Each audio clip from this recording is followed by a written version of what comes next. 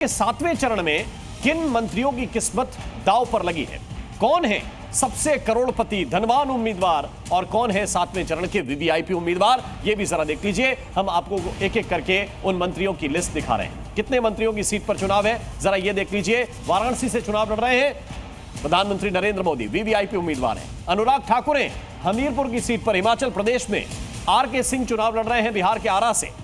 चंदौली में भी एक वीआईपी चेहरा आपको नजर आएगा, उनका नाम है महेंद्र नाथ पांडे, ये चुनाव लड़ते हुए आपको नजर आएंगे। मिर्जापुर की सीट पर अनुप्रिया पटेल अपना दल एस की नेता है, अध्यक्ष हैं, वो चुनाव लड़ती हुई नजर आएंगी। ये वीवीआईपी चेहरे हैं। अब जरा करोड़पति उम्मीदवार जान लीजिए।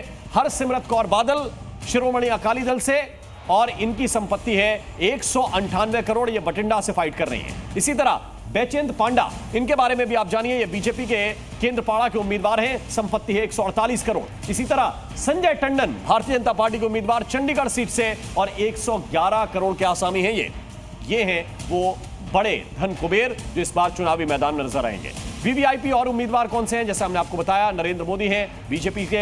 इनके अलावा रविशंकर प्रसाद पटना साहिब सीट के उम्मीदवार हैं। अनुराग ठाकुर हमीरपुर से चुनाव लड़ रहे हैं। कंगना रनौत भी हम हिमाचल प्रदेश में, उनकी सीट पर भी फाइट बड़ी तगड़ी है, मंडी से चुनाव लड़ रहे हैं। हरसिमरत बादल शिरोमणि अकाली दल बठिंडा से।